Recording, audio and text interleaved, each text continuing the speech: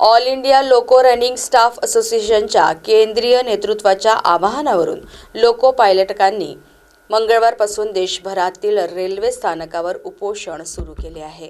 Loco pilot काहीही न खाता गाड्या चालवत आहेत, हे लक्षात घेण्यासारखे आहे। यामुळे सुरक्षेचे प्रश्नही निर्माण होत आहे। काही लोको पायलट भुकेमुळे बेशुद्ध पडल्याचे वृत्त आहे। बल्लारशाह रेल्वे स्थानकावर सर्व लोको पायलटकांनी शांततेत उपोषण सुरू केले आहे। लोको पायलट त्यांच्या मागण्यांसाठी 4 डिसेंबरपर्यंत 48 तासांसाठी उपोषण करणार आहे।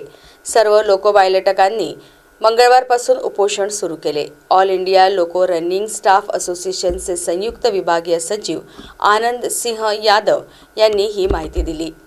सर्व लोको पायलट प्रतिकूल परिस्थितीत काम करत आहेत। सरकारचे लक्ष याकडे वेधण्यासाठी हे आंदोलन करावे लागत असल्याची माहिती दिली।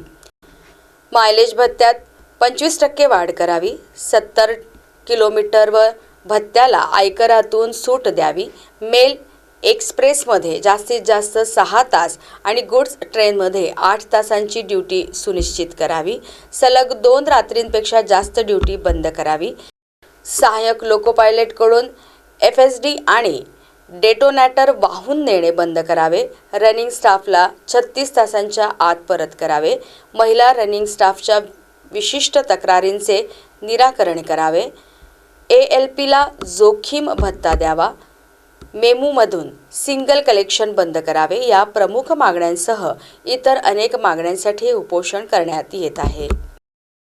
पूरे ऑल ओवर इंडियन रेलवे का जितने जोन है और डिवीजन है, लॉबी है, वहाँ सभी जगह पे loco pilot, loco running staff अपनी प्रमुख मांगों को लेकर बैठे हुए हैं, भूखे प्यासे बैठे हैं।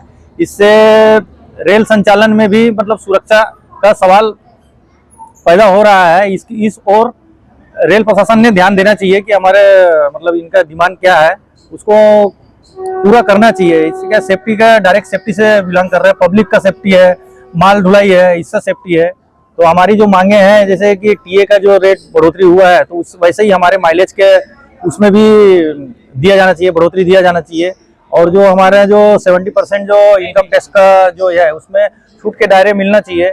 रेस्ट से रिलेटेड है, 16 + 30 आवर्स जो पेरियोडिकल रेस्ट होता है वो है।